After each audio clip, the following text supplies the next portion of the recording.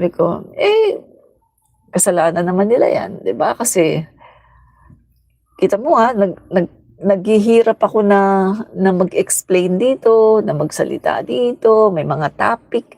Pagkatapos biglang magtatanong sila ng mga tanong na nonsense, 'di ba? So, kapag nagtanong sila ng mga tanong na nonsense na tsaka mga komentaryo na nonsense, o sige, gano'n pala, o sige, iyakan tuloy sila, iyakan. Danilo Abellano, hello, hello po sa'yo Danilo, 'yan, salamat po sa pag-drop by dito po sa ating live. Ako po si Admin Rich, kung hindi niyo pa ako kilala, ako po si Admin Rich.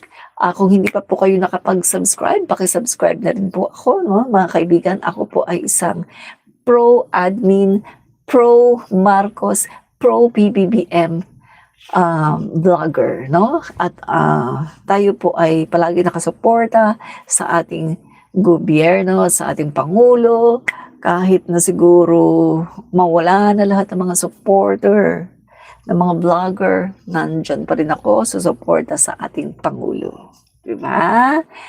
Shalom, shalom from Israel. Maraming salamat. Kamusta ka na dyan sa Israel? No, Danilo Abellano, kamusta na dyan?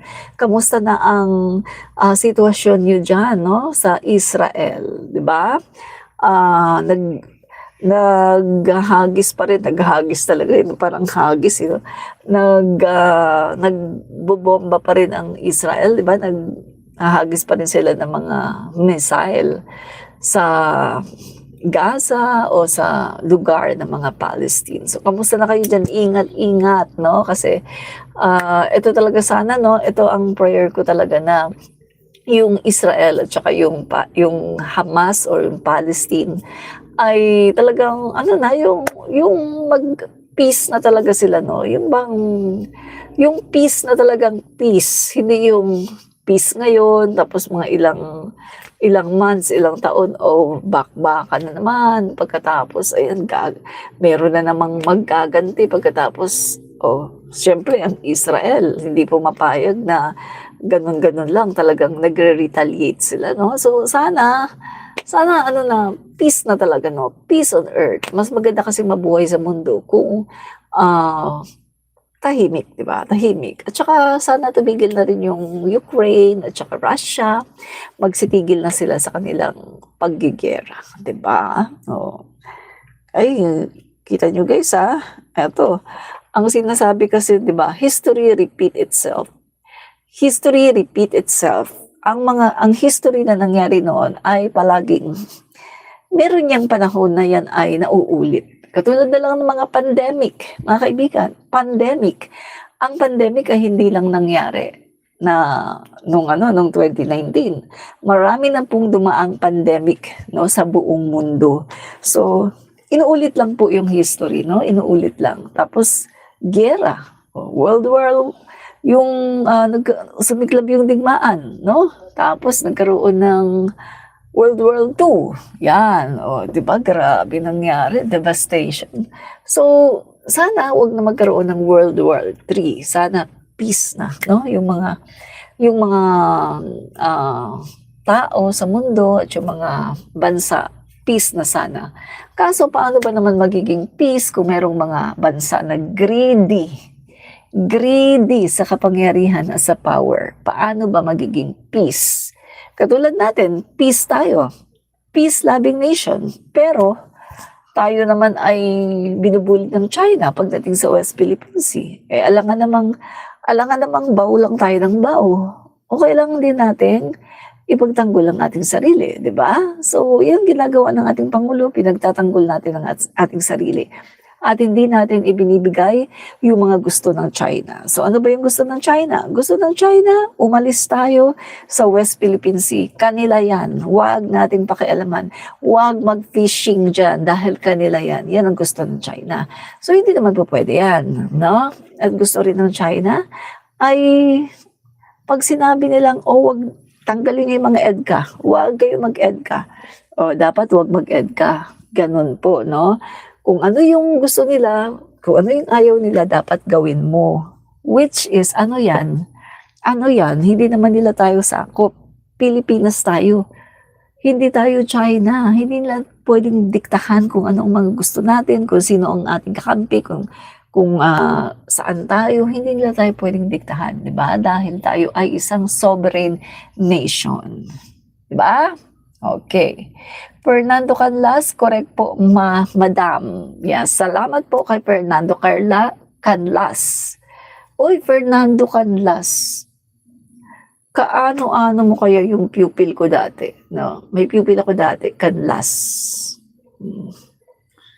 Canlas ang apelyido niya. Yan. And Ferdy Cruz, hi! Hi din sa iyo, Ferdy Cruz.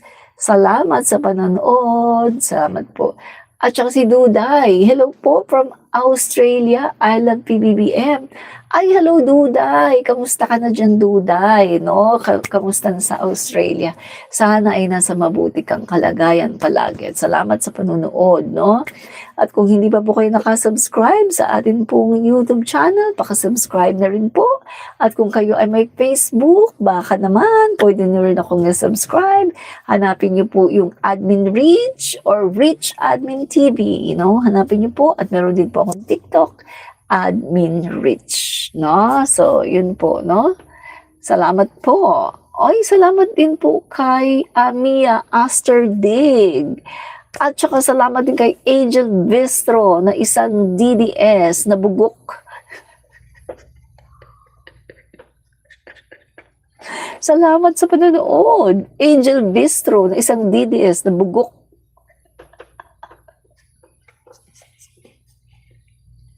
Mahalata mo kasi pag DDS kasi isa lang yung sinasabi. Fernando Canlas, sobrang lakas po ng ulan ngayon dito sa Magalang, Pampanga. Ay, naku, ingat po kayo dyan, no? Fernando Canlas, at saka kung kailangan yung lumikas, no? Lagi kayong mag-update, no? Kung ano yung sinasabi ng inyong LGU. Kung dapat bang lumikas o ano, nasa risky ba kayo na area or nasa malapit ba kayo sa mga ilog-ilog, no? So, kung nasa malapit kayo sa mga ilog o sa mga dagat, no, ay maglikas, no, lumikas kayo kung patuloy na lalaki, no, yung tubig, no, yung wave. Yan.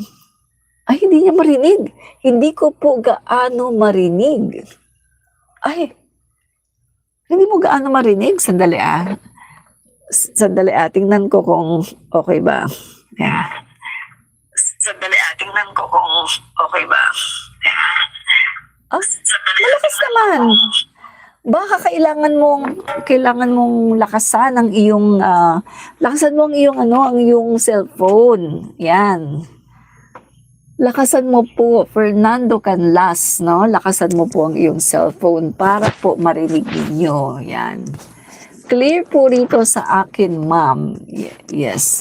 So, baka hindi lang po nalakasan, no, ni Fernando Canlas, no? So, lakasan po ninyo para malakas po at loud and clear. Sabi ni Alan Andrial, loud and clear po, ma'am, Admin Rich. Yan. At saka si Duday, clear po rito sa akin, ma'am. Yan. Yan, at saka si Ferdy Cruz. Salamat din, Ferdy Cruz. Dito nakurap din ang Mega Dam. Oo nga, no? Tsaka si Jose Frias. Oy, meron din akong pupil dati, no? Frias ang apelyido, no? Yan, okay. At si Moises Zapata, dapat nga bang baliin ang batas? Dapat magsilayas na sila dyan pag ganyan ang katwiran ng mga senador. Eto kasi, ang sinasabi kasi ni Marcoleta, no? Si Marcoleta, alam mo yung galawang DDS. Gagamitin ang lahat ng loophole, gagamitin lahat ng kahit yung pinaka maliit na detalye ng sinasabi ng batas, gagamitin lahat yung legalistic, no, yung legality, gagamitin ang lahat para lang makalusot. Yan po yung ginawa ni Marcoleta. Bakit?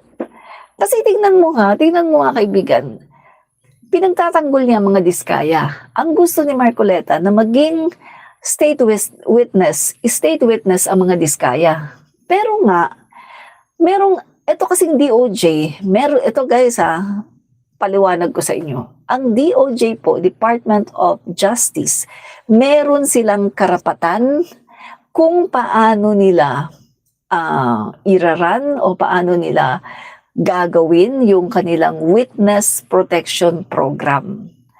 Ang Secretary of Justice ay merong karapatan na ayon po yan sa ating Constitution na binibigyan ng karapatan ang Secretary of Justice on how to run the witness protection program. Hindi ibig sabihin na ay wala naman sa batas na kailangan ibalik muna ang pera bago mag-witness protection. Hindi porket wala sa batas ay hindi mo na pwedeng gawin na ipabalik ang pera. Unang-una sa lahat, the clamor of the masses, the clamor of the Filipino people, ibalik ang ninakaw. Yun ang unang-unang clamor ng Filipino people, ibalik ang ninakaw. At ang ninakaw ay hindi lang milyones, kundi bilyong-bilyong salapi. At pinakita pa ito, no, when they flaunted their wealth in an interview, no, sa TV. Pinakita nila yung kanilang 40 luxury cars at yung iba pang mga cars na regular cars. So all in all, umabot sa 100 plus. So doon pa lang grabe na Pagkatapos yung kanilang mansion, yung kanilang mga properties, grabe mga kaibigan, grabe ang pagnanakaw ng mga diskaya. In short mga kaibigan, kung ikaw ay talagang sincere na maging witness, no? At maisama ka sa witness protection program, kung sincere ka talaga, dapat ay sincere ka na unang-una, tell everything. Wala kang itatago. Una tell everything. Wala kang itatago. Pero sa case ng mga diskaya, anong ginawa nila sa Senate? Nagbanggit sila, puro congressman. Wala nga silang sinabi about senator Tinatanong ni Jinggoy, meron bang kasamang senador dyan? Anong sabi? Wala. So, kitang-kita na ang diskaya, hindi siya nagsasabi ng totoo. Merong half-truth ang sinasabi niya. May totoo, pero 50% kasinungalingan. At hindi niya sinasabi lahat. Ang kanyang affidavit nasa 2022 onwards lang, which is hindi dapat. Dapat sabihin mo lahat. Yung sinabi kasi niya 2016 siya nag-start, dapat 2016 sasabihin na niya 2016 onwards kung talagang gusto niya na makasama sa witness protection program. Pangalawa, bakit kailangan niyang isoli ang pera? Bakit ginigiit ni Lacson at saka ni DOJ Secretary Boying Rimulya na kailangan nilang isoli ang pera? Which is, si Marcoleta ay talagang pinagtatanggol yan ng gusto, na nagmumukha na siyang lawyer ng mga diskaya. At ginagamit ni Marcoleta ang legality, yung batas. Sinasabi niya, wala namang nakalagay sa na kailangang isoli muna kasuhan niyo muna. Kasuhan niyo. Pagkatapos pag napatunayan niyo sa kanyang habulin yung mga kayamanan. Which is, hindi po pwede yun, mga kaibigan. Kasi kita mo kung mag-a-apply ka sa witness protection program at kitang-kita naman na hindi ikaw yung least guilty, kundi ikaw pa nga yung masasama sa most guilty. So ibig sabihin, marami ka talagang nanakaw at naipakita mo yan sa interview, 'di ba? At sa maraming bagay na ipakita mo na marami kang nanakaw. So ang clamor ng taong bayan, ibalik ang ninakaw. Ngayon, ganito yan. Ganito. Kung igigiit ni Marcoleta na, wala naman sa batas hindi naman yan, dapat hindi ganyan kasi wala sa batas. Mali si Marcoleta doon. Kasi, kung gusto mo talaga na makasama ka sa witness protection program, magbalik ka muna ng pera sa gobyerno. Dahil unang-una sa lahat, ninakawan mo na nga ang gobyerno, ninakaw mo na nga ang bilyong-bilyong pera sa gobyerno, sa taxes ng taong bayan, pagkatapos magpapakover ka pa sa witness protection program. Alam mo ba kung sino ang gumagastos?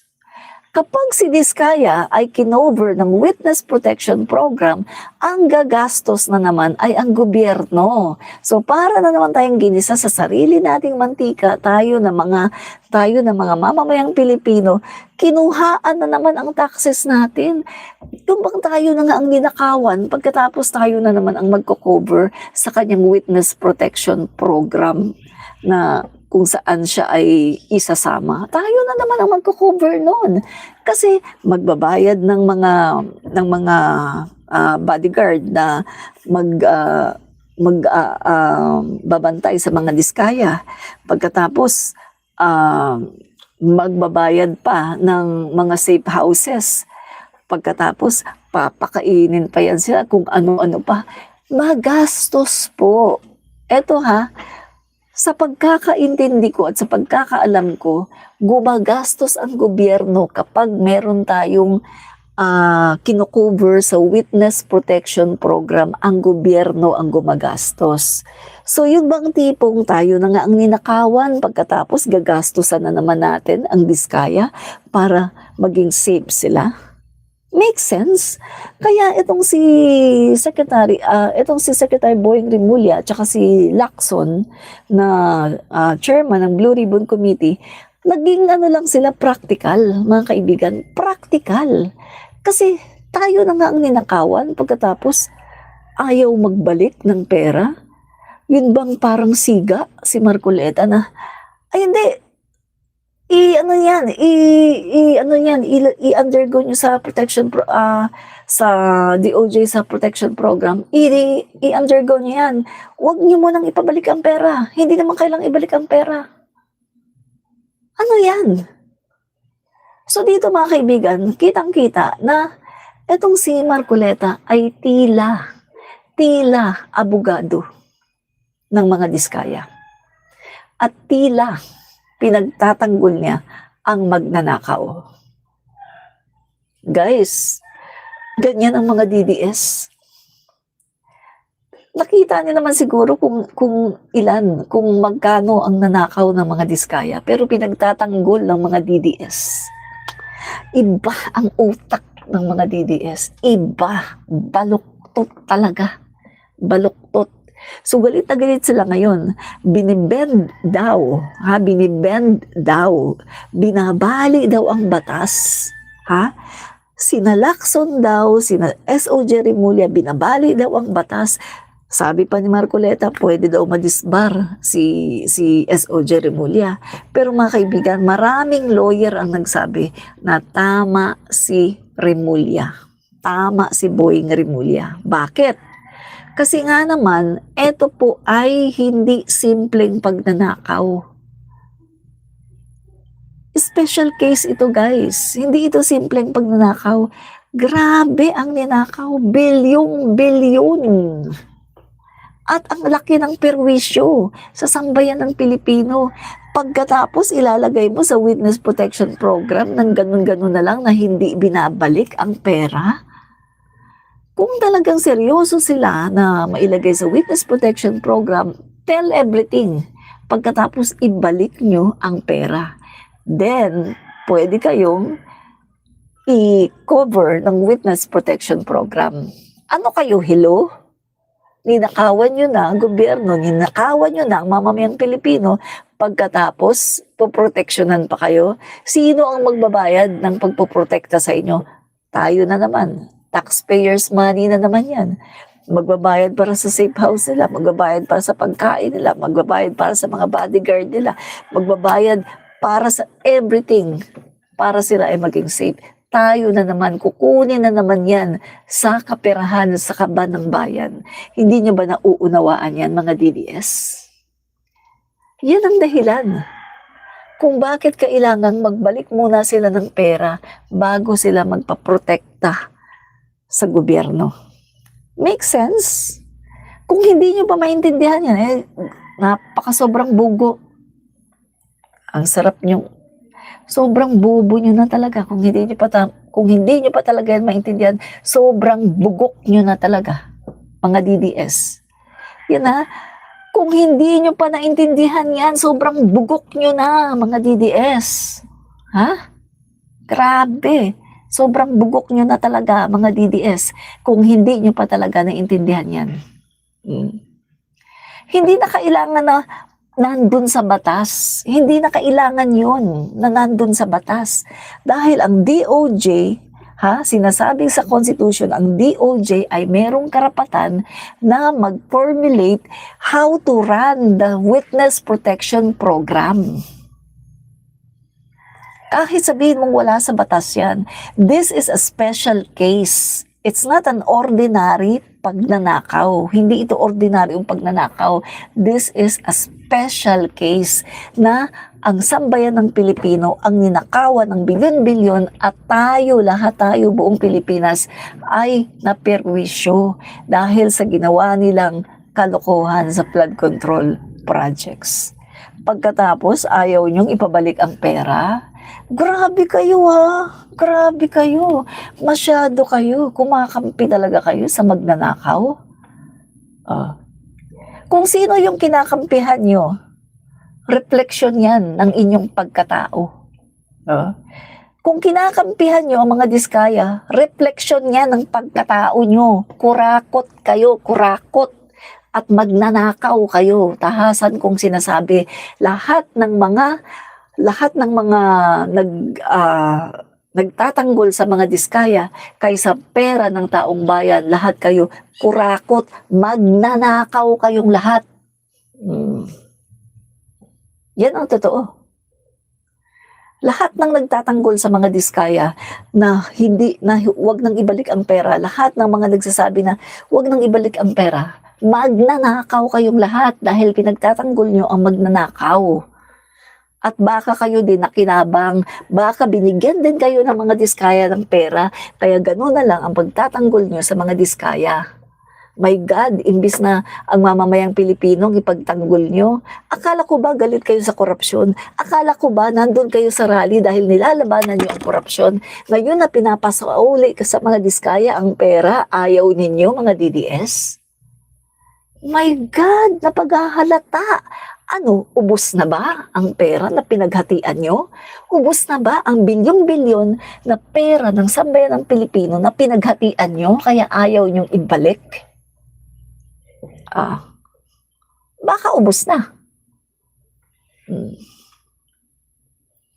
Kahit sinong lawyer ang nagsabi, basta yung lawyer na hindi baluktot ang utak at hindi DDS, sino nagsabi? Na ang DOJ, may karapatan sila, meron silang mandato on how to run the Witness Protection Program. Hindi mo sila pwedeng utusan. At tama lang ang ginagawa ni DOJ Secretary Boying Rimulya na gusto nyo mapasama sa Witness Protection Program, ibalik ang pera muna. Kasi yung gusto ni Marcoleta, mga kaibigan, kasuhan daw muna. Pagkatapos, kapag napatunayan saka daw i-freeze. Hindi ganon. Bakit? My God, aantahin mo pa na mapatunayan. Baka mamaya abutin pa yan ng 2 taon, 3 taon. Ano nang mangyari sa mga pera, sa mga asset? Baka maitago na nila yan o baka gastos na nila, baka wala ng pera kapag nagkataon. Diba? Mga kaibigan, remember eto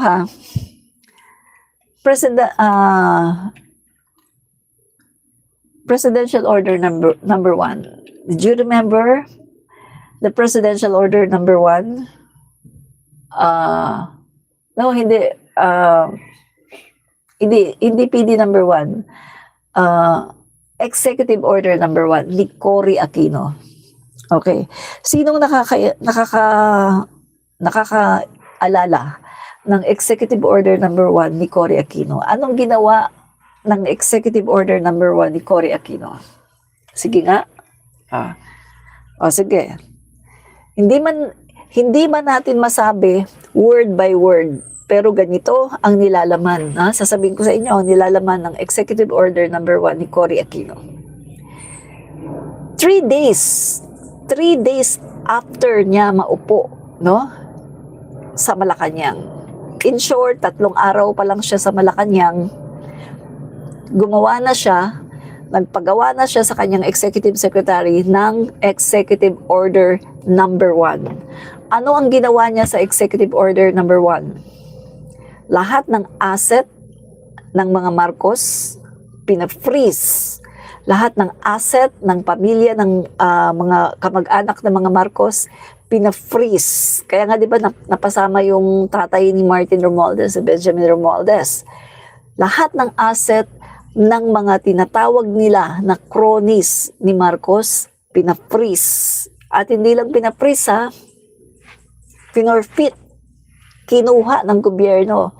3 araw pa lang na nakakaupo si Cory Aquino, nagpagawa na siya ng Executive Order number 1.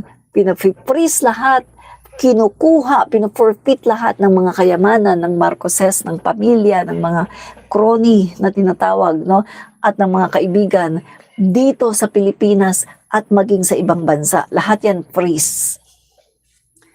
May nangyari bang kaso agad-agad bago ipa-freeze? Diba wala? Hindi naman nila kinasuhan muna ang Marcos pagkatapos dumaan ang maraming taon, tapos napatunayan na ganito sa kakinuha. Hindi. 3 days nang naupo si Cory Aquino. Ganun ang ginawa niya. Bakit niya nagawa yon? Kasi nagdeklara siya ng revolutionary government, RevGov. Tapos, abolish na yung Congress. Pag nag-RevGov, wala ng Kongreso, wala ng Senate. Ang power lies sa iisang kamay lang kay Cory Aquino. So, yun na, Executive Order number 1. Lahat ng kayamanan ng mga Marcos naka-freeze at kinuha. Yun.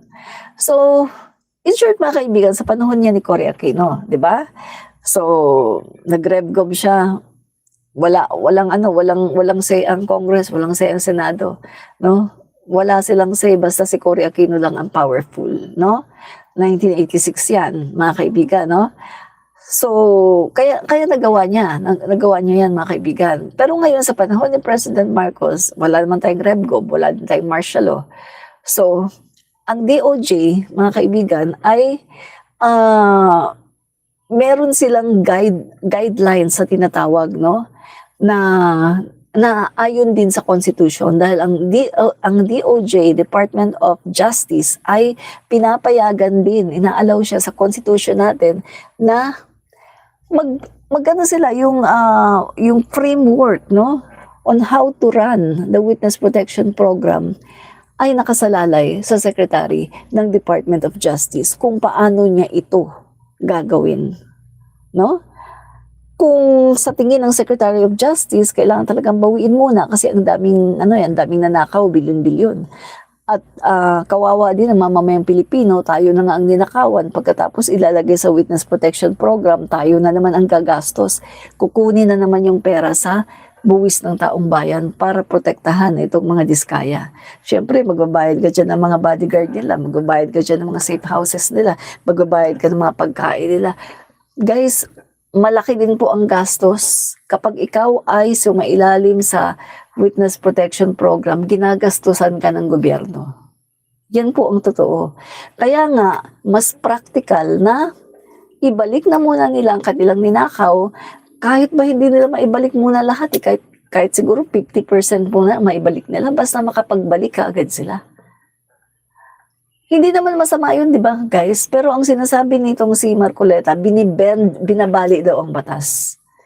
Na marami nga mga lawyer nagsabi, hindi binabali ang batas.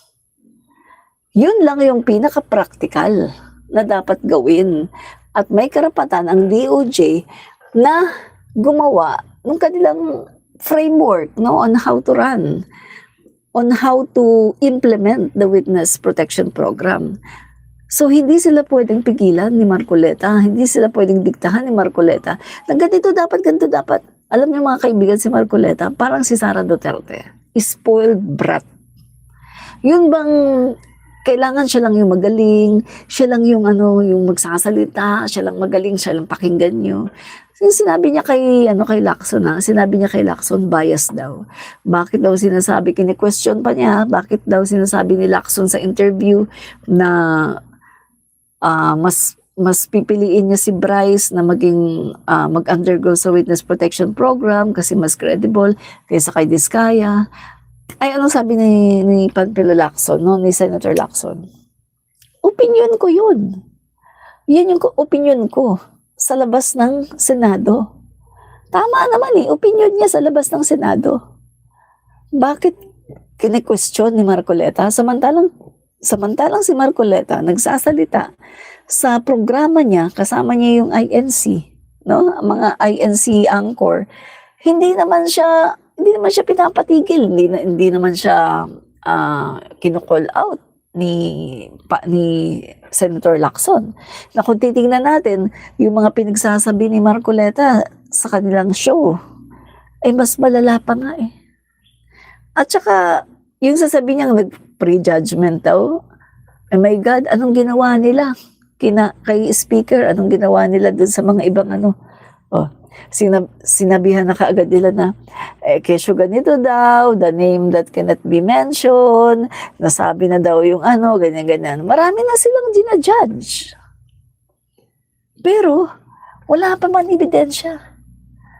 Pagkatapos, nung sinabi ng Diskaya na walang senador na involved, tuwan-tuwa sila. Pagkatapos talagang, ayun na, inano na kaagad ni Marcoleta na isasama sa Witness Protection Program. Ganon lang, isasama na niya sa Witness Protection Program. Napakababaw naman ng kanyang dahilan. Parang hindi naman siya lawyer. Na ganon lang, isasama na kaagad niya. Kahit hindi tell all, kahit hindi sinasabi lahat, isasama na niya. Dahil lang sa hindi sinama ang mga senador.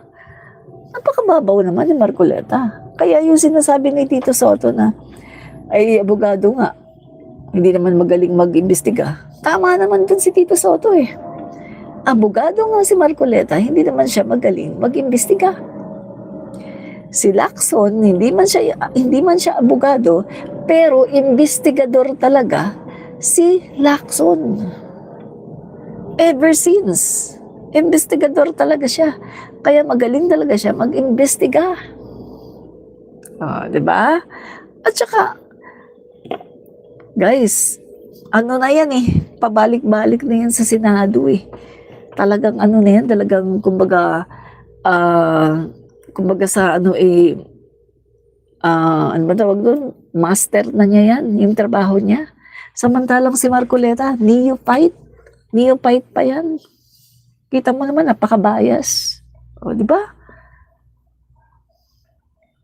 Si Marcoleta, magaling siya magdepensa sa mga Diskaya. Kaya nga 'di ba may mga biruan, may mga biruan yung mga ano, na parang nakatanggap daw ng bayad.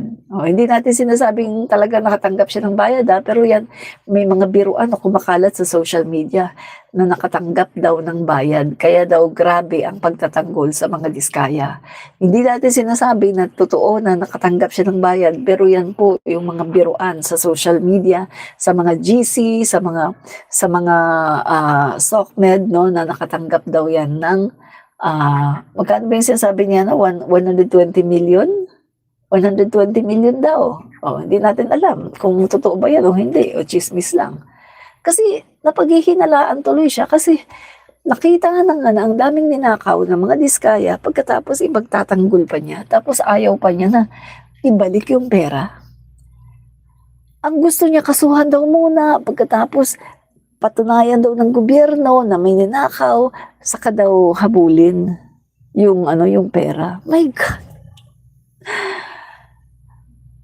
Pero ang gusto niya guys, ilagay agad sa Witness Protection Program. Ninakawan na nga ang gobyerno, pagkatapos magpapaprotekta pa sa gobyerno.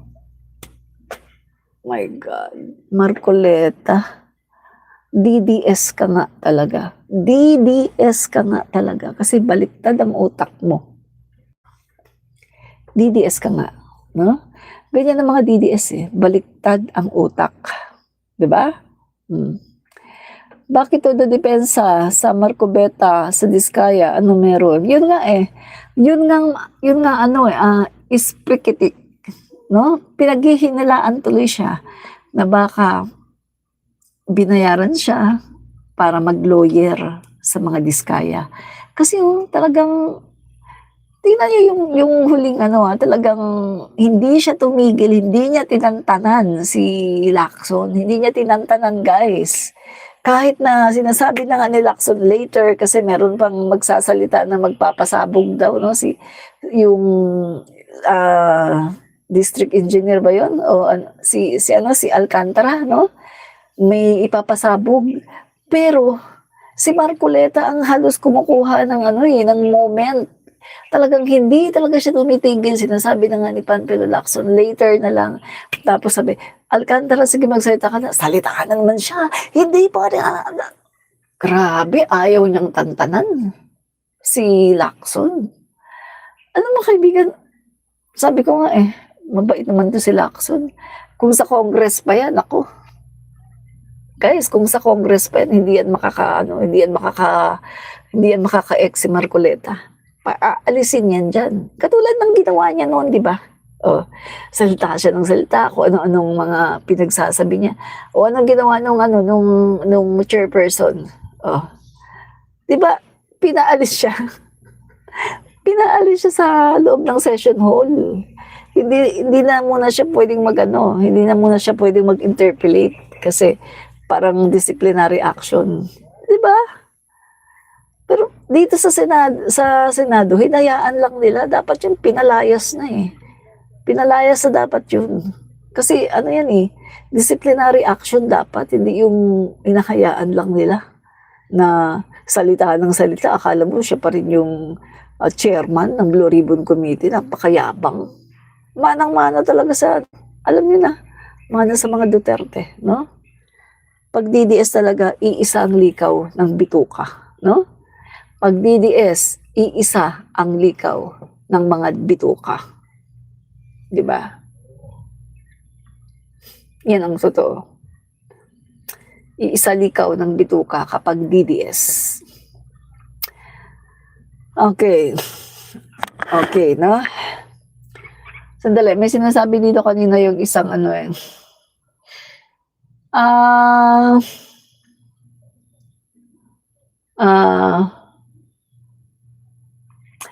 sabi naman nung isa, kasi 90 billion daw yung sa PhilHealth, tapos 60 billion lang daw yung binalik. Okay, sagutin natin to Okay. Naalala mo yung pandemic? Pandemic, no? 24/7 nagtatrabaho yung ating mga workers, no? Mga health workers, 24/7. Marami din nangangamatay dahil nga sa expose sila sa COVID-19 virus. Tapos grabe yung grabe yung pagsiserve nung itong mga medical workers. Grabe ang pagsiserve nila sa panahon ng pandemic. Tapos nangako si Duterte na yung kanilang allowance ay ibibigay, yung kanilang bayad sa kanilang mga effort na ginawa sa pandemic, no? Yan ang pangako ni Duterte, no? Pagkatapos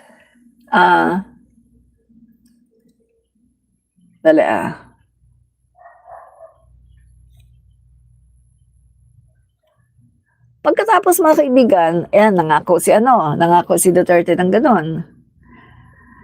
Pero guys, itong nangyari, yung pangako ni PBBM, pangako ni Duterte, no, na bayaran itong HEA yun HEA. itong HEYA ng mga medical practitioner ay hindi po natupad ni Duterte. Hindi niya nabayaran, no? Hindi nabayaran ni Duterte ang HEYA ng mga medical practitioner. Natapos na lang si Duterte, no? Natapos na lang si Duterte sa kanyang 6 na taon sa pagkapangulo. Hindi niya nabayaran ang mga medical practitioners, ang mga doctors, ang mga nurses, yung mga staff. Hindi niya nabayaran. So, anong nangyari? Naabutan ito ni PBBM. Sumisigaw yung mga medical practitioners natin, HEYA, HEYA, ibigay na ang HEYA namin. Obligasyon ni Duterte, hindi niya ginawa. Hindi niya sinolusyonan, obligasyon niya, hindi niya binigay sa mga health workers. Anong nangyari? Sino ang nag-solve ng problema ni Duterte? Walang iba kundi ang Pangulo natin, Bongbong Marcos. Si PBBM ang nagbayad ng HEYA. Take note si PBBM ang nagbayad ng HEYA. At ito, natatandaan nyo, di ba? 90 billion tinanggal, no? Tinanggal sa BICAM ng mga senador. Bakit ko sinabing mga senador? Kasi sinasabi ng House of the Representative, paulit-ulit nilang sinasabi, bago umalis dito, yung budget na yan, nandyan ang 90 billion ng PhilHealth, hindi tinanggal sa Kongreso. Pagdating sa Senado, doon nila pinakialaman, tinanggal nila yung 90 billion sa PhilHealth at nilagay nila sa DPWH at sa iba pa, no? So, ang Senado ang nagtanggal, hindi ang Kongreso, no? Linawin natin, ang nagtanggal ng 90 billion ay hindi Kongreso, kundi ang Senado. Dahil paulit-ulit na sinasabi na ang 90 billion ng PhilHealth ay intact, nandyan, walang natanggal, no? Bago umalis sa Kongreso at ibinigay ang budget na yan sa Senate, kumpleto. Nandyan ang 90 billion ng PhilHealth. Pagdating sa Senado at nag-BICAM, pinakialaman nila. So, senador ang may kasalanan. So, ito na yun. Mabalik tayo sa sinasabi mo na bakit 60 billion lang ang ibinalik. Okay, ganito yan. Yung pangako ni Duterte na babayaran niya ang HEYA nitong mga medical practitioners, hindi niya tinupad. Naabutan ni PBBM, pag-upo ni PBBM, nagsisisigaw itong mga medical practitioners at nagrarally, ibigay na ang HEYA, HEYA, HEYA namin ibigay na. Hindi kasi binigay ni Duterte, puro lang pangako, ang bugok na matanda na nasa dahig, puro pangako, pero napako, wala siyang binayaran, no? So eto na mga kaibigan, yan, si PBBM ay nangako na babayaran niya ang HEYA ng mga medical practitioner. At eto na nga mga kaibigan, no? Una, nangako lang si PBBM, Eto yung pangako niya.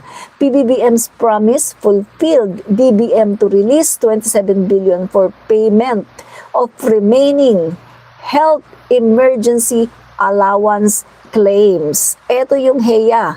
PBBM's promise fulfilled. DBM to release 27 billion for payment of remaining health emergency allowance claims. Ayan yon, mga kaibigan, HEYA. Anong ibig sabihin ng HEYA? Healthcare workers, yan health emergency allowance, no? HEYA, health emergency allowance. In adherence with the directive of President Ferdinand R. Marcos Jr. to settle all unpaid arrears for the Health Emergency Allowance or HEYA, Health Workers Department of Budget and Management DBM Secretary Amena Pangandaman announced that around 27 billion shall be released by the DBM for the purpose by Friday, July 5, 2024. It can be recalled that in May this year, the Department of Health DOH officially requested for the issuance of a special allotment release order, SARO, notice of cash allocation, no? So amounting to 27 billion and 453 million. Yun. So meaning to say 27.453 billion, no? To cover payment, no, sa remaining validated unpaid HEA, no? For 4,283 COVID-19 sickness and death compensation claims of eligible healthcare and non-healthcare workers. So yan mga kaibigan, no, bilang pagtupad sa direktiba ng ating mahal na Pangulong Bongbong Marcos, we will release the additional 27 billion requested by DOH for the settlement of unpaid HEA claims, no, of our healthcare workers. Yan. So mga kaibigan, no, si PBBM ang nagbayad, no, ng HEA. So, covering all benefits for health workers, mga kaibigan, no, from 2021. Sino ba yung presidente ng 2021 at nung 2022, ng kalahating taon ng 2022, sino ang presidente, di ba? Si Duterte. So, yan yan ang binayaran. Take note Take note. 73.261 billion has been allocated specifically for HEA.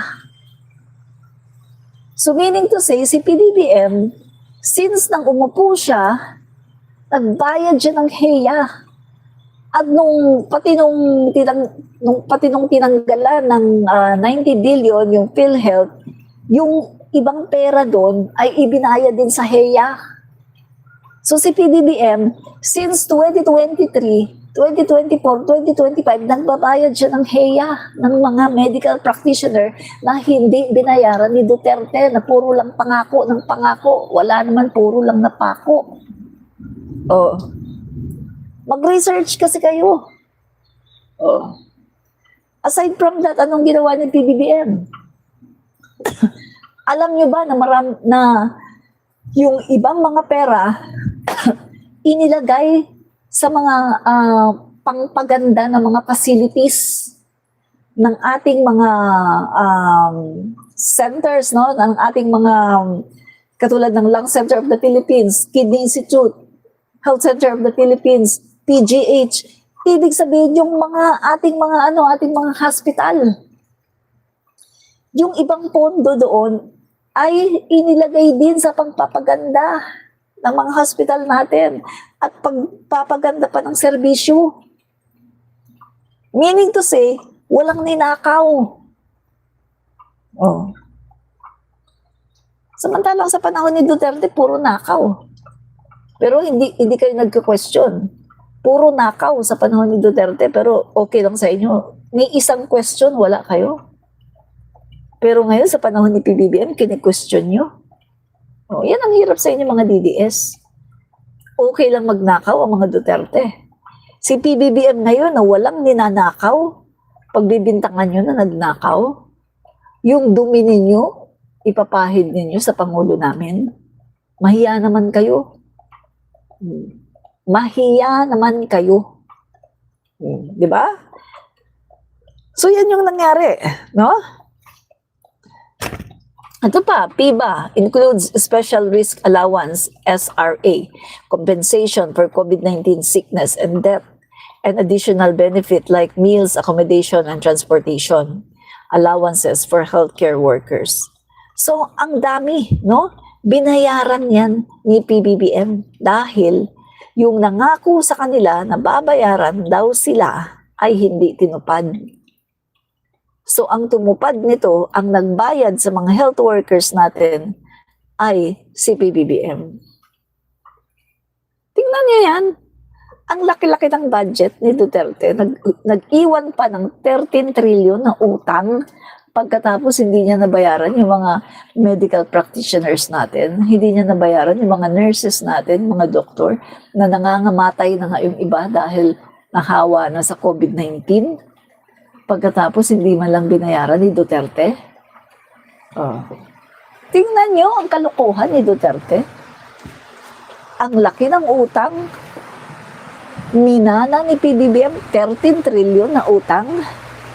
Tapos aside from the budget ni Duterte, ha, may budget pa siya. May utang pa. Minana ng Pangulo natin 13 trillion. Saan napunta yung budget niya at bakit napakalaki ng utang niya? My God, puro na lang pagnanakaw ang ginawa sa panahon ni Duterte. Pagkatapos, hindi kayo nagrereklamo.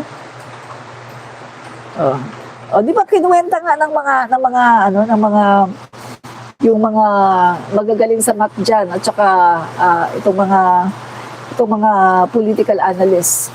Ano yung mga sinasabi nila?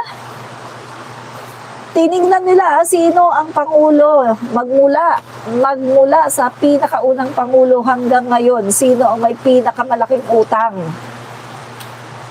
Number 1, Duterte. Duterte. Pinakamalaking utang.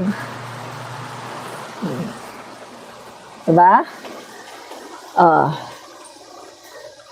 Ignorante kasi ang mga DDS, no? Ignorante. Diba? Ignorante ang mga DDS. No? Mag-research kayo. Utak kulto kayo, sabi ni Sparkitek. Utak kulto daw kayo. Di ba? Ngayon, hindi nyo maano yung sinasabi ko. Kasi may resibo ako. Si PBBM ang nagbayad ng HEA na hindi binayaran ni Duterte. Pinaasa niya ang mga medical practitioner, babayaran daw niya, pero hindi niya binayaran. So, tuwan-tuwa yung mga medical practitioner kay PBBM. Kasi ang tagal nilang hinintay yung kanilang HEA. Ang tagal nilang hinintay yun. Hindi sila binayaran ni Duterte. Tuwang-tuwa sila ngayon kay PBBM. Si PBBM lang ang nagbayad sa kanila. Kita nyo? Kaya paminsan-minsan mag-ano rin kayo, magbasa-basa, mag-research para alam nyo rin, para hindi kayo mukhang gago, no? Mga mukhang tanga.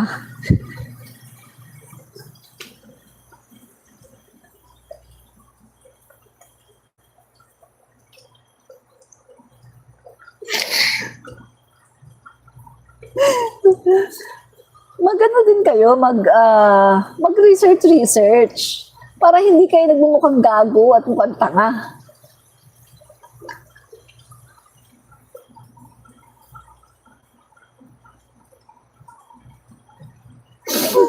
Ay, nako. Talaga naman.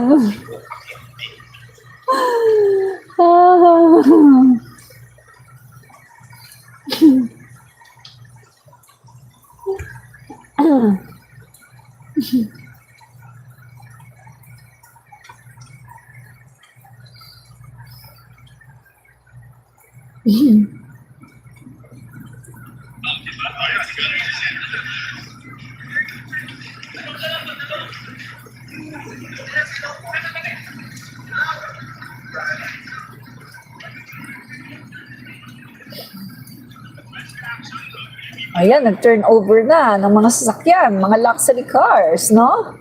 Yung mga nangurakot. Yan. Okay, so mga kaibigan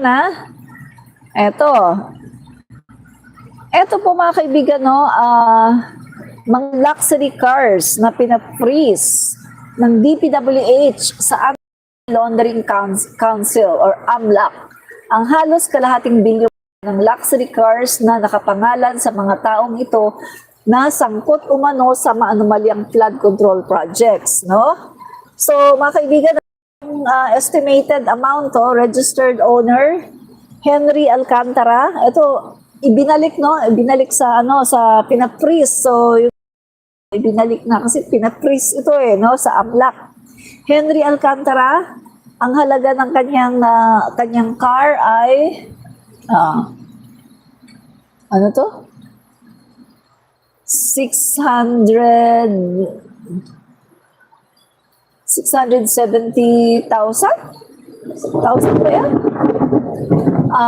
Si Bryce Hernandez, 35,342,000.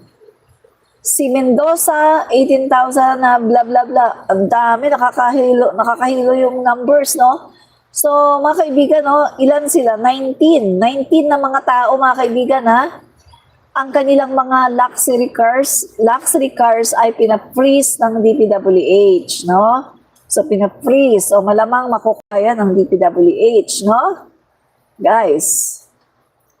So, eto mga kaibigan, eto na, eto, mabuti naman po, no? Nagsalita ng Malacanang. Malacanang agreed that Diskaya contractor couple should first return their alleged ill-gotten wealth as proof of good faith before being admitted to the Witness Protection Program. Tama yan. Ibalik muna ang pera na ninakaw. Kasi kung gusto nyong mag-undergo sa Witness Protection Program, magpakita kayo ng sinseridad. At pag nagbalik kayo ng pera na ninakaw, ibig sabihin, sincere kayo. And you must tell everything. Wala kayong dapat na proteksyonan. Hindi nyo dapat protektahan ang mga Duterte. Dapat tell everything, di ba? Tell everything, no? So yan mga kaibigan, no? Dapat daw ibalik muna ni Diskaya ang pera bago mag-undergo sa witness protection. Yan, correct. Yan. So ito pa mga kaibigan, international group sangkot sa recto. International group. Alam niyo ba kung sino-sino mga international group na yan? Pinaghihinalaan po mga kaibigan at meron pong nakakapag-timbre na itong international group na sinasabi dyan mga kaibigan ay yung mga komunista na gustong magpabagsak kay PBBM dahil sa issue ng West Philippine Sea. Komunista na gustong magpabagsak kay PBBM dahil sa pagtatanggol ni PBBM sa West Philippine Sea. At etong grupo na to gustong iluklok yung Green Crocodile para maangkinan nila ang West Philippine Sea. Diba? Des Marcos, ayaw ni Marcoleta na maibalik ang nakaw ni Diskaya kasi di siya mababayaran ng 1B. Maraming ang naghihinala, no? Sa totoo lang, maraming naghihinala dyan sa sinasabi mo, Des Marcos, no? Maraming naghihinala na ganyan nga ang nangyari, di ba? Totoo. Yan. Ang sabi niya, no? Apple Nardo, ihatag mo ang mga nakaw nila. Ihatag mo. Bakit ko ihatag? Bakit ko ibibigay ang ninakaw nila? Sila ngayong nagnakaw eh. Dapat silang magbigay, di ba? Palagay ko mali yung yung pagtatype mo. Baka naman ilatag. Ilatag mo yung ninakaw nila. Mali naman yung mo.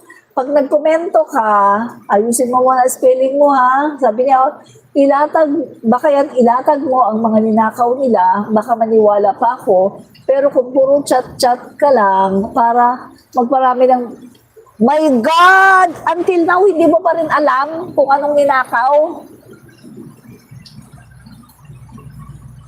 Saan galing ba to? Galing ba to ng Mars? Galing ka ba ng Mars, Jupiter, Venus, bundok? Saan ka galing? Bakit wala ka yatang update? Bakit hindi mo yata alam ang mga balita? Gabundok! Gabundok! My God! Pinapakita na nga sa social media, hindi mo pa rin alam. Ano ka? Wala kayong TV. Baka wala kayong internet. Baka wala kayong cellphone. Baka nakikiselfone ka lang ngayon, kaya hindi mo alam. Imposibleng hindi mo alam. My God, o baka naman nagbubulag-bulagan ka. DDS ka, no? Kasi DDS lang naman ang bulag eh. Sa totoo lang ha, DDS lang ang bulag. Kung hindi ka nakatira sa bundok, palagay ko nasa Mars ka, nasa Venus, nasa ibang planeta, o baka wala talaga kayong internet. At wala rin kayong TV.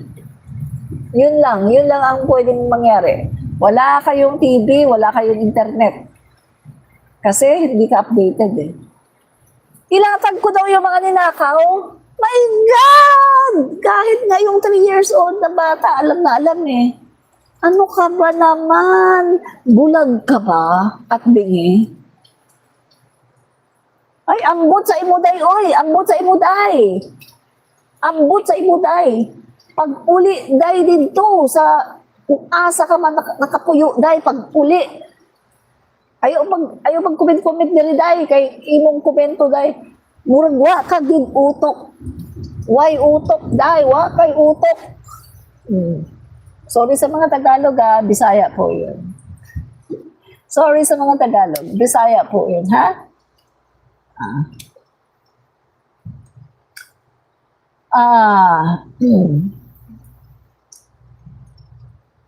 Sabi ni Unsako Buang. Uy, buang di ka? Buang di ka, Unsako? Sabi niya, bugo man kang tigulang ka. Uy, mas bugo ka, kay naa ka man din hiday. Uy, ugdoy. Ambot kung unsa ka man, day or dong. Kay Unsako Buang. Ang imong ngalan, Unsako Buang. Dili lang ka bugo. No, dili lang ka bugo.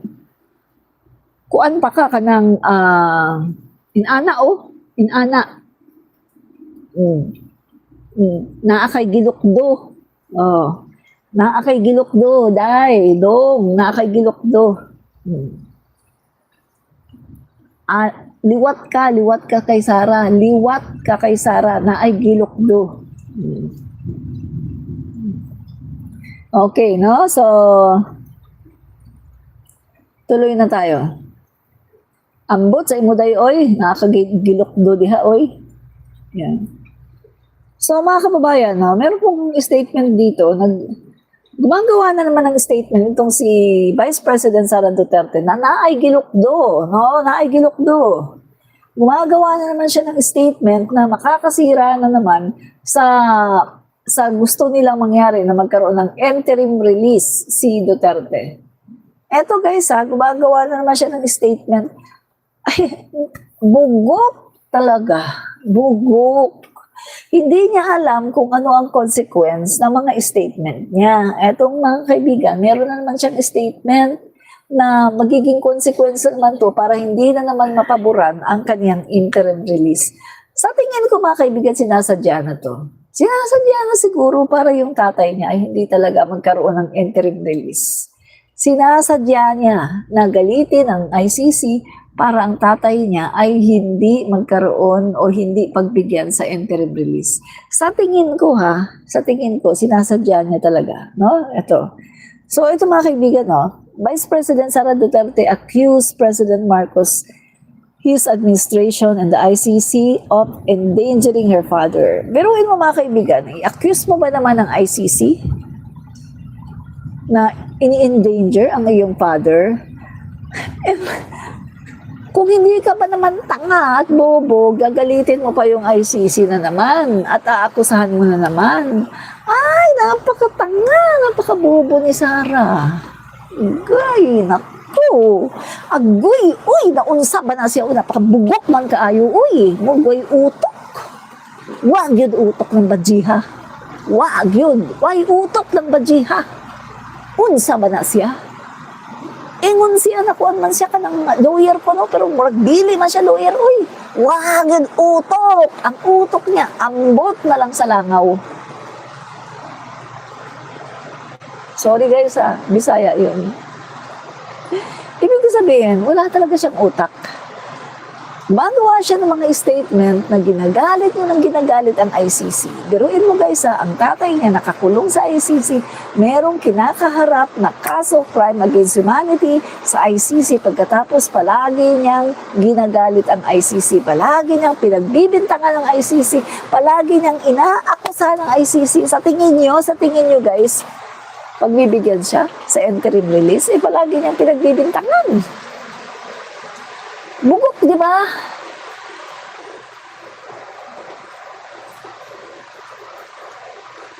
Ay. Bugok talaga ang Vice Presidente na to. Bugok. Di ba mga kaibigan, kung ikaw ay merong ihilingin sa isang tao, sa isang organisasyon or whatsoever, di ba dapat magpapakabait ka? Di ba dapat ia-appease mo sila? Di ba dapat minsan pa ka bubula-bulahin mo para pagbigyan ka Pero yung ginagawa ni Sara Duterte, lagi niyang pinagbibintangan ang ICC. Sa tingin niya, pagbibigyan siya sa interim release. Ay! Bugok kayo ring badjiha. Wag yun utok. Bugok kayo. Ay utok. Naunsa ba ning badjiha, oy? Low IQ.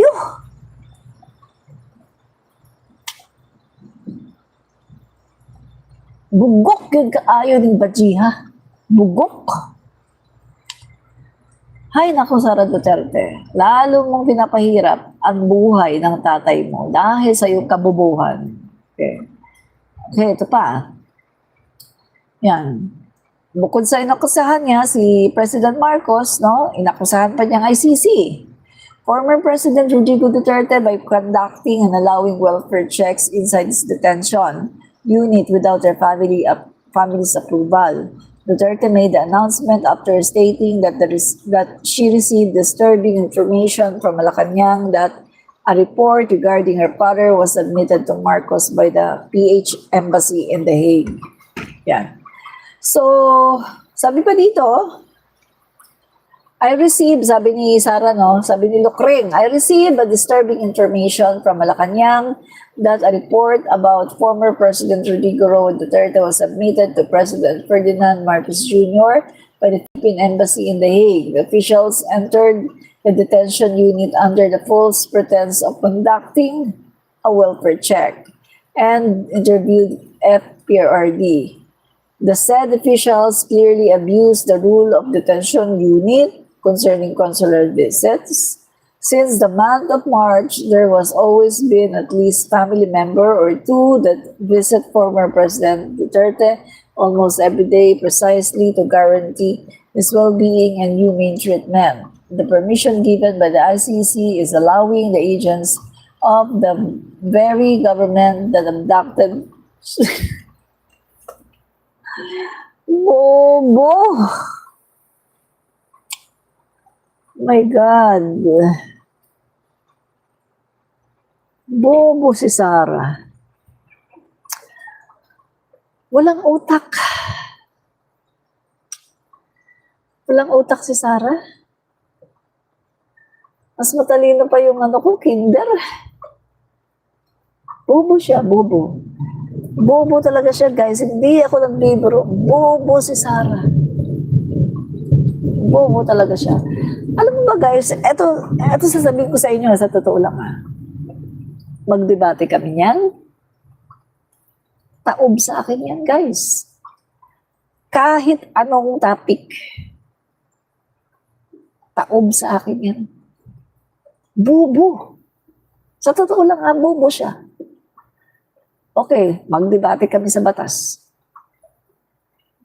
Sabihin niya lang kung anong klaseng batas, kung ano sa konstitusyon o sa kahit anong batas yan. Bigyan ako ng time, pag-aaralan ko yan kasi hindi ako lawyer. Tapos magdebate kami. Taob sa akin yan, guys. Pagdating sa reasoning, pagdating sa yung ano ba, yung critical thinking, pagdating sa reasoning, my God, taob sa akin yan. Walang-wala yan. Sa totoo lang, kahit sa kalingkingan, wala yan. Kahit sa kalingkingan, walang binatbat sa akin yan, guys. Hindi ako nagbibiro sa inyo. Walang binatbat sa akin yan. Kahit katiting, wala.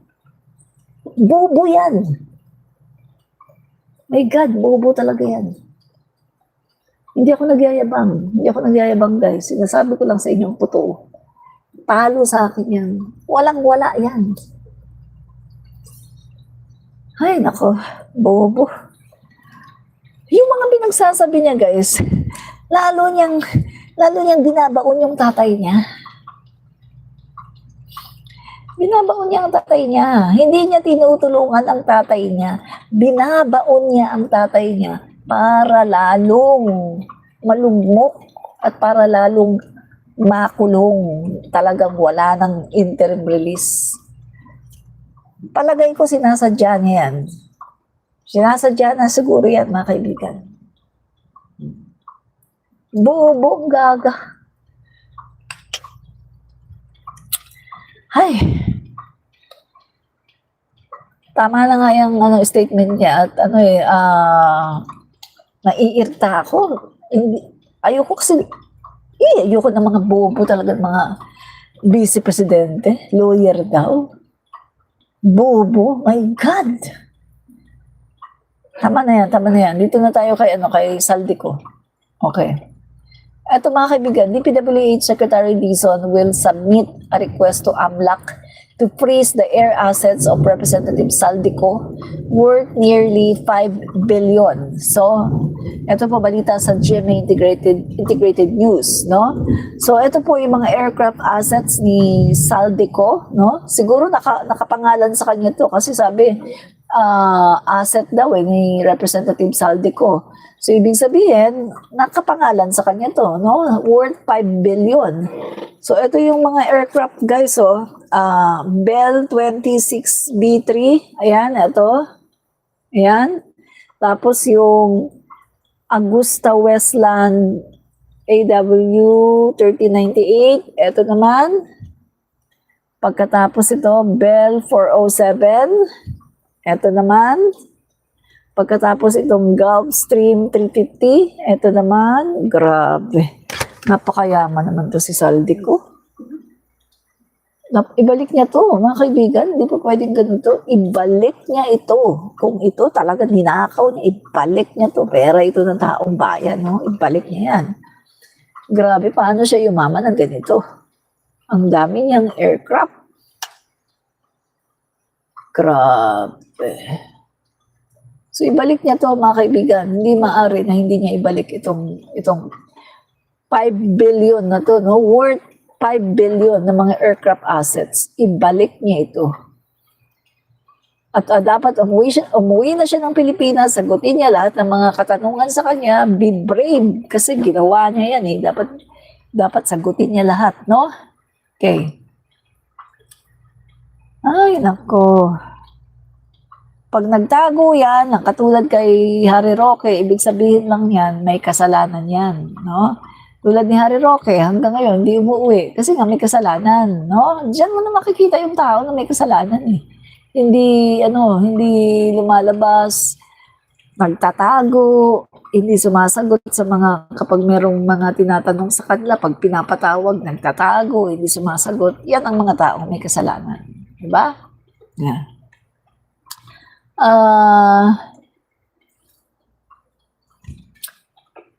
Sabi ni Joel Rabo, yung parehas lang yan kay Martin R.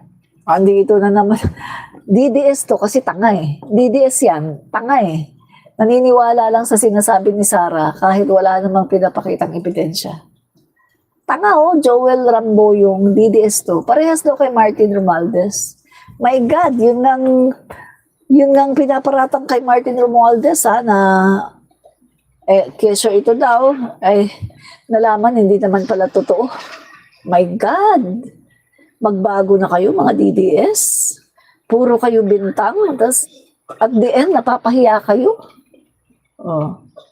Ito yung ibinibintang kay Martin Romualdez, Ito Okay, ito. Gulfstream CAAP-2 Gulfstream jets. Yan binibintang kay Martin Romualdez yan yung 2 Gulfstream jets. Binibintang kay Martin Romualdez.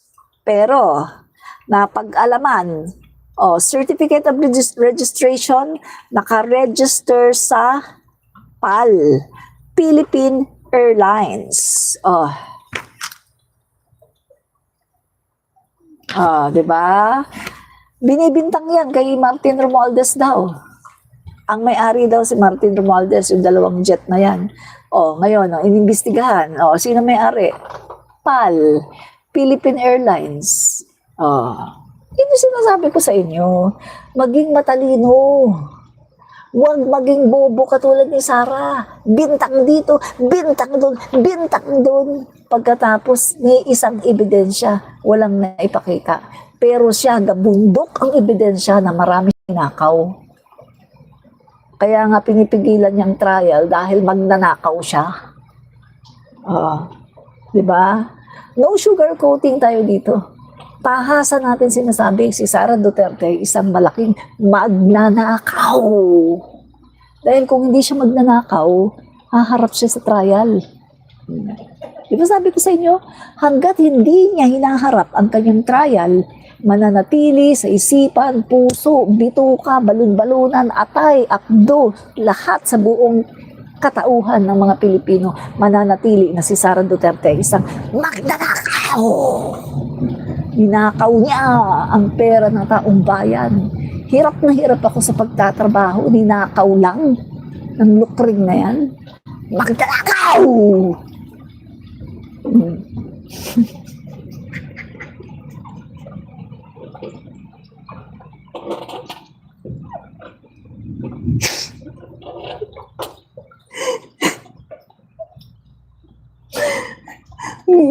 Umiiyak na naman yung mga DDS.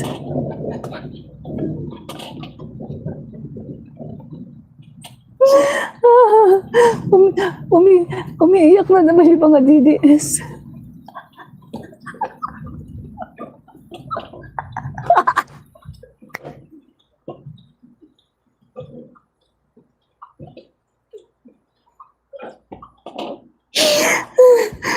Sumasakit na yung tiyan ko. Saka katawa.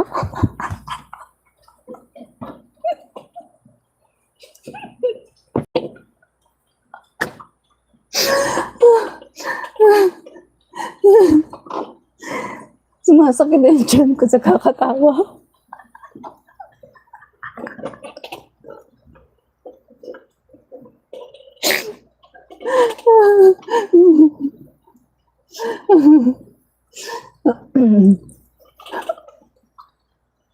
Yan, natatawa din si Maylin Mejila. Ha, ha, ha, ha.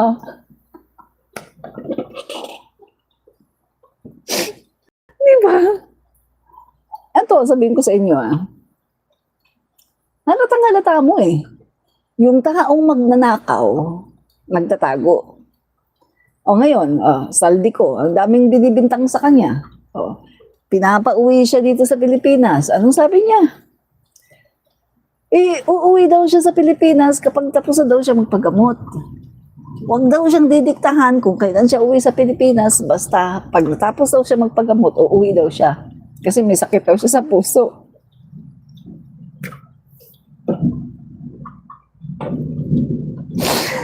Kaya ba nagkasakit sa puso dahil sa pagnanakaw? My God, no?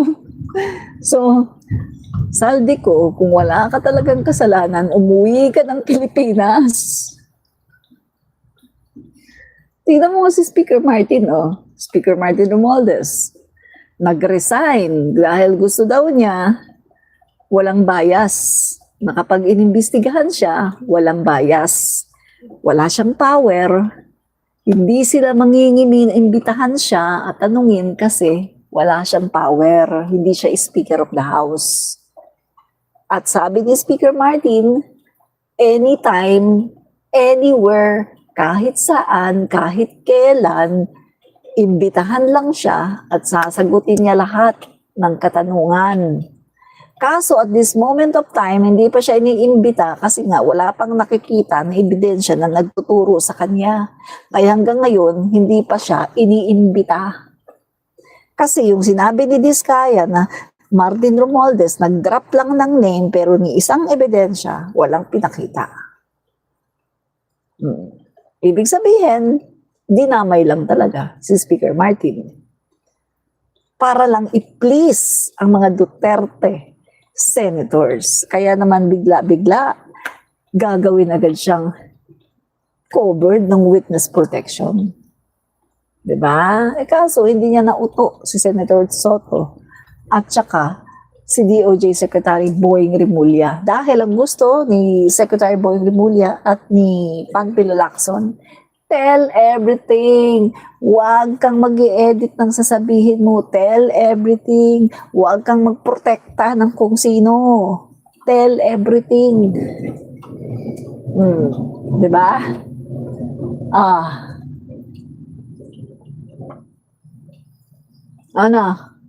Ano DDS? Ano DDS? Wala kayong masabi ngayon, Wala kayong masabi ngayon, mga DDS. Kasi may resibo ako. May resibo ako. Diba?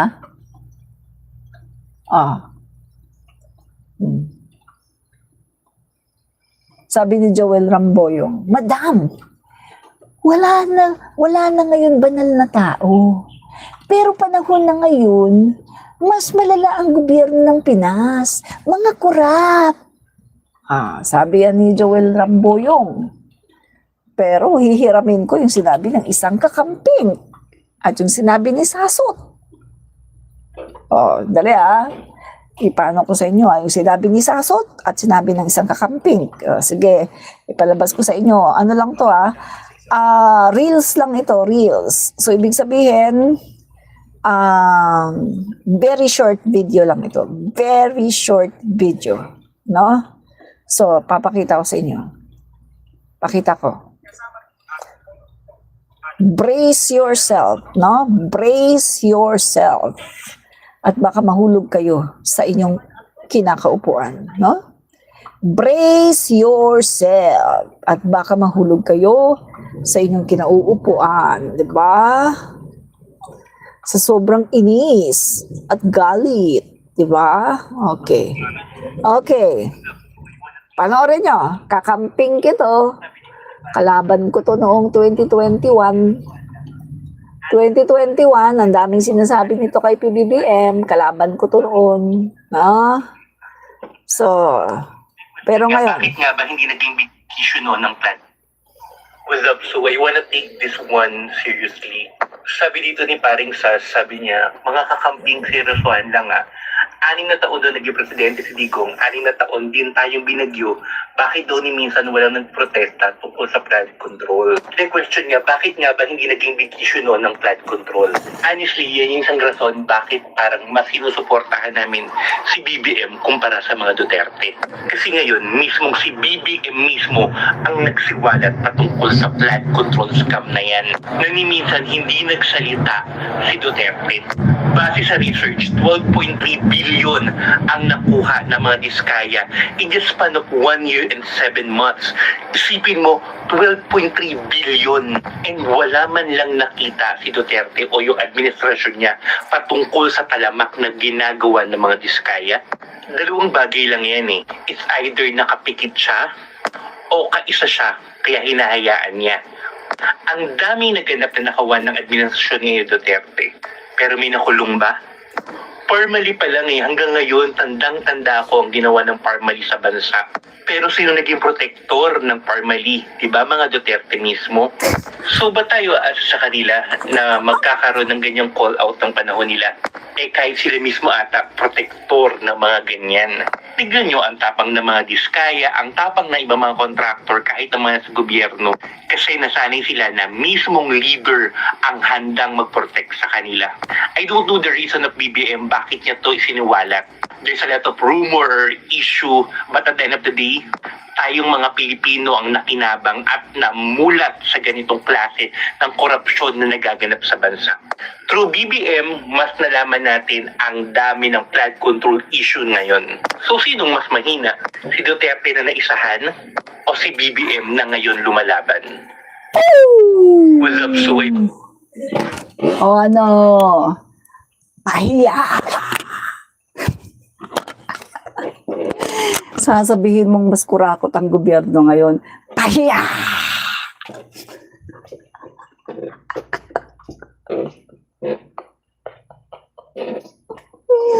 Yan ang dahilan.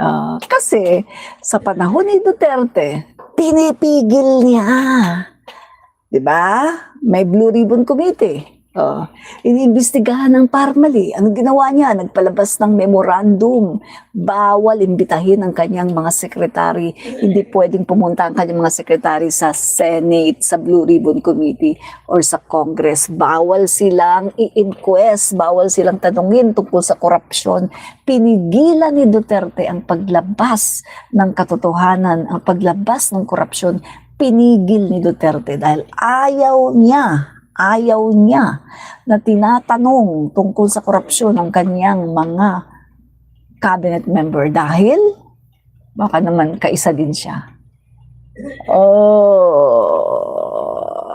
At ayaw niyang nasisira ang kanyang gobyerno. Wala siyang tapang para ilantad ang mga korupsyon sa kanyang gobyerno.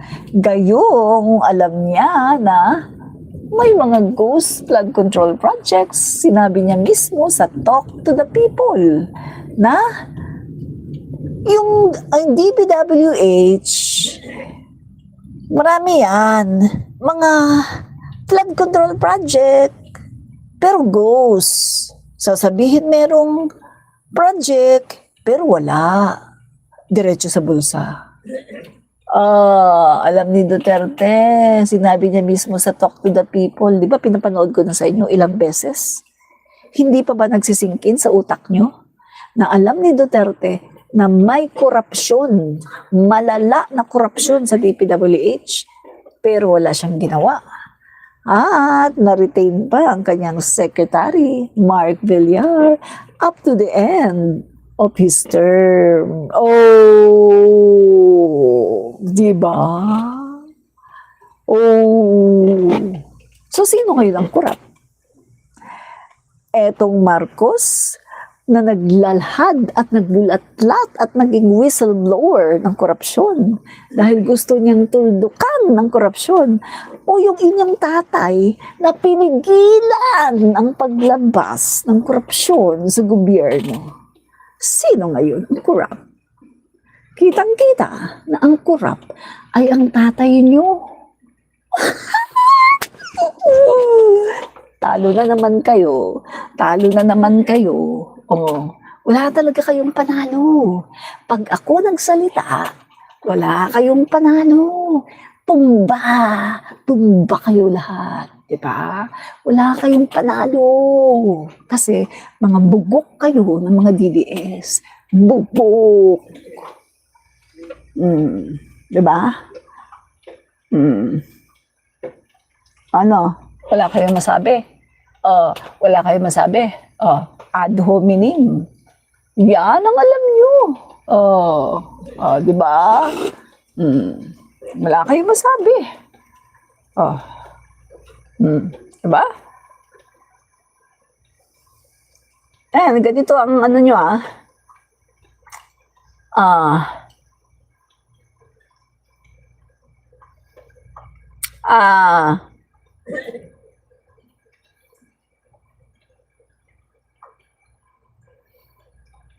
Okay, ganito kayo Yan.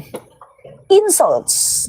Insults are the last refuge of a fool. Insults are the last refuge of a fool. Sa Tagalog, yun bang kapag hindi nyo na kayang, wala na kayong maisagot, mangi-insulto na lang kayo. Kasi wala na kayong maisagot Kasi hindi na kayang i-debunk So, mangi-insulto na lang kayo.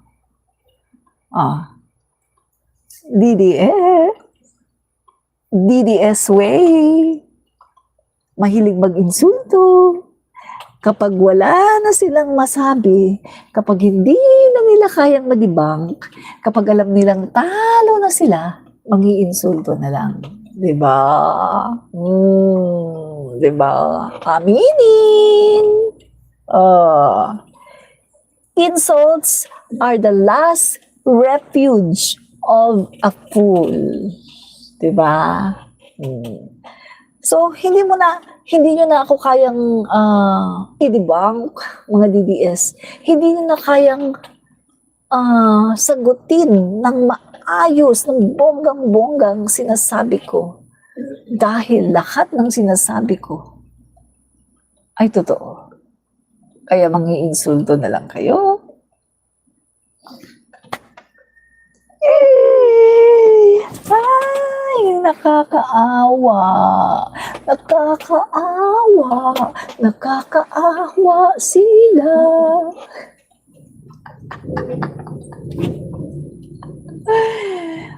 Des Marcos, at sa panahon niya, nakulong ang mga Puonyo, Digonyo at Kibulok. Correct! Tama ka dyan, Des Marcos.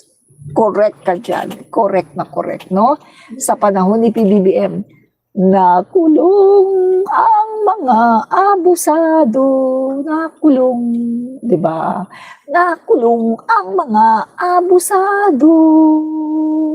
Nakulong ang mga abusado sa panahon ni PBBM. Di ba?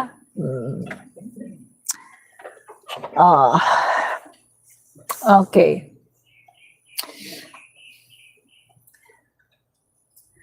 Ano pa tayo dito?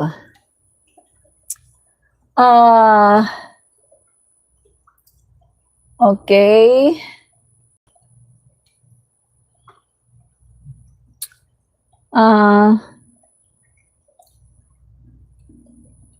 Andrew Meds, si PBBM pa rin ang presidente. Correct. Si PBBM pa rin ang presidente. Ginawa na nila lahat, palagi silang bigo. Bigo. Bigo.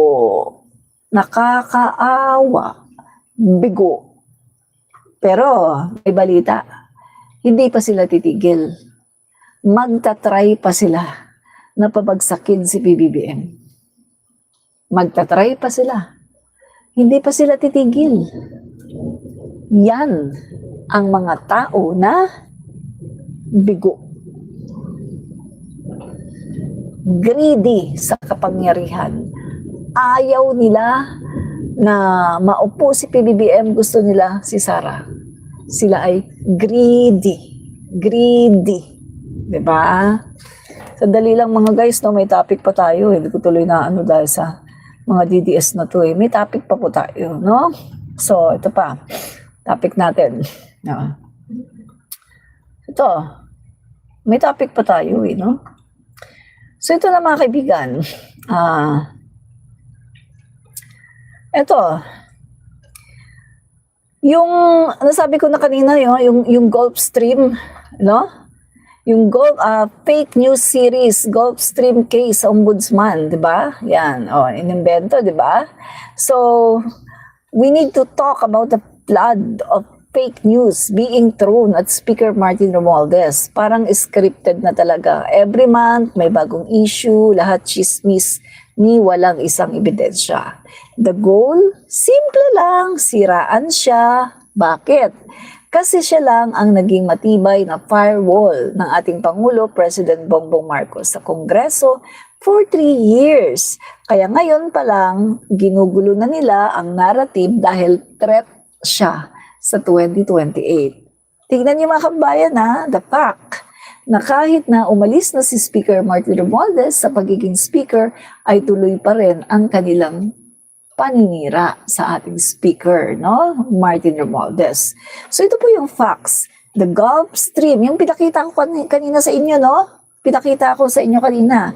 The Gulf Stream jet lie. Ito po yung kasinungalingan, Allegedly, ang sinasabi nitong mga DDS na to na naninira kay Speaker Martin ay pagmamay-ari daw ni Speaker Martin. Pero nung chinek na yon, kung sino yung nakalagay doon sa papeles, walang iba kundi PAL, Philippine Airlines. So saan galing ang chismis? Sa imahinasyon ng mga taong gustong ibagsak si Speaker Martin Romualdez. At bakit pilit kinakabit kay Speaker? Kasi gusto nilang siraan ang public image ng pinaka-loyal sa Pangulo, si Speaker Martin, no? So, kinasuhan ng ombudsman si Kong Martin or just political fiction? Ano ba ang totoo? Ang sabi nila, may kaso na daw si Kong Martin at PBBM with regards sa falsification of legislative documents at misuse of public funds. Pero, nasaan ang resibo? Pero, nasaan ang resibo? Wala. Not one case filed. No, wala pong na-file na kaso. Not one document presented. Ang totoo, this is all part of PDP laban political operation to discredit him. Haka-haka, turn into headlines. But no facts. Until now, no case, no finding, no wrongdoing, walang napatunayan. Diba? So, sabi pa niya, bagman si Marvin Rillo, another wild story. Kesyo bagman daw si ex-Kong Marvin Rillo ni Speaker, kumukubra daw siya sa Diskaya. Baka naman Netflix script ito. Hindi totoong buhay. Ang mismong Diskaya na ang nagsalita. Wala kaming naging transaksyon o koneksyon kay Speaker Martin Romualdez. So bakit pinalaki ito? Again, it's part of the game. The smear game para sirain ang reputation ni Speaker Martin Romualdez. Hindi niyo ba nahahalata lahat ng mga pinagsasabi ni Sara about Speaker Martin Romualdez, ni isang ebidensya, walang tumitindig. Ni isang tao sa kahit mga hindi kaalyado ni Speaker Martin sa Tacloban na mga kongresista ay nagsalita na hindi daw totoo yung pinagsasabi ni Sara. Kahit sila mismo ay gumawa sila ng video at pinagtatanggol nila si Speaker Martin kahit na sila ay kalaban sa politika ni Speaker Martin Romualdez. Pinalabas ko yan dito sa aking vlog. Paulit-ulit na ipalabas ko yan. Nung panahon na sinisiraan ni Sara sa press con, si Speaker Martin, naku, ang daming mga kongresista, mga politiko sa Tacloban, mga naging kalaban daw sila ni Speaker Martin Romualdez at pinabulaanan nila lahat ng sinasabi ni Sara Duterte. Ito daw lahat ay kasinungalingan. O, di ba? Si Speaker Martin Romualdez daw ay mabuting tao, may good reputation, at hindi katulad sa sinasabi ni Duterte or Sara na kung ano-ano mga binibintang niya na kasamaan na kung titingnan natin, mukhang siya yata yung gumagawa. Di ba? Ano pa? The pattern is clear. Lahat ng paratang, walang resibo, lahat ng narrative, pamumulitika lang. Bakit siya ang target? Dahil siyang pinaka-organized, pinaka-effective, at pinaka-loyal sa administration. Kaya siya rin ang pinakatatakutan na balakid sa 2028. Diba? Sabi ko nga sa inyo guys, maganda yung ginawa ni Speaker Martin Romualdez na bumaba siya sa pwesto at lilinisin niya ang pangalan niya. Kasi guys, pag nalinis na niya ang pangalan niya, napatunayan niya sa madlang people na hindi totoo, mga pinagsasabi ng mga lokreng na Sara, aba, makapagtakbo niya sa 2028, mananalo yan. Lalo na kung siya ang itataas ni PBBM. Tiyak mananalo si Speaker Martin Romualdez. Naniniwala ako dyan, mga kaibigan, no? Mananalo siya. Kasi malilinis niya yung pangalan niya eh. Hindi katulad kay Sara na forever siya ay mananatiling magnanakaw sa puso at sa isipan ng mga tao dahil ayaw niyang humarap sa trial. Kaya siya ay magnanakaw. Hindi mawawala sa isipan ng taong bayan na si Sara ay magnanakaw. No trial? Hanggat walang trial, magnanakaw ka. Magnanakaw ka hanggat walang trial. Hanggat hindi mo napapatunayan ang sarili mo na ikaw ay malinis, magnanakaw ka. Ikaw ay magnanakaw. No? Kaya kung gusto mong patunayan, kung gusto mong manalo sa 2028, mag-undergo ka ng impeachment trial para magkaroon ka ng pag-asa. Pero hanggat hindi mo ginagawa yan, hanggat pinipigilan mo ang trial, magnanakaw ka. Magnanakaw ka. Hindi ka iboboto ng tao kasi magnanakaw ka. Diba? So while they throw mud, Speaker Martin is coordinating national projects, ensuring proper legislative oversight, keeping Congress united, delivering on mandates and standards, delivering on mandates and budgets, standing by the President without fail. Eto naman, pagdating naman sa accountability, no Gulfstream ownership, no fake documents, no bagman role, no Diskaya connection, no corruption scandal, no noise-based politics. So yan po. Fake news is loud, but real service is louder. Congressman Martin does not need to destroy others to rise because he already stands tall with integrity, results, and loyalty. Si Speaker Martin Romualdez ang hindi na kailangang manira ng tao. Hindi na kailangang manira, hindi katulad ni Sara Duterte na para siya ay makatayo, kailangan niyang sirain si Speaker Martin, kailangan niyang sirain si PBBM, kailangan niyang sirain ang gobyerno, kailangan niyang sirain ang lahat para siya ay makatayo. Ang tungtungan ni Sara Duterte sa kanyang pag-angat ay ang paninira sa kanyang kapwa politiko. Hindi katulad kay Speaker Martin na walang paninira, walang mudslinging, walang character assassination, basta trabaho lang. Trabaho, trabaho, at trabaho. Yan ang tunay na public servant. Diba? So, yun po mga kaibigan, ang ating pong sources. Yan. Ito po mga kaibigan, may sources po tayo dito. No? I-ano na lang natin to sa ating Facebook. No? Atin pong ipopost para mapanood po ninyo or mabasa, no? Yan po guys, no, sa wrap up na po tayo.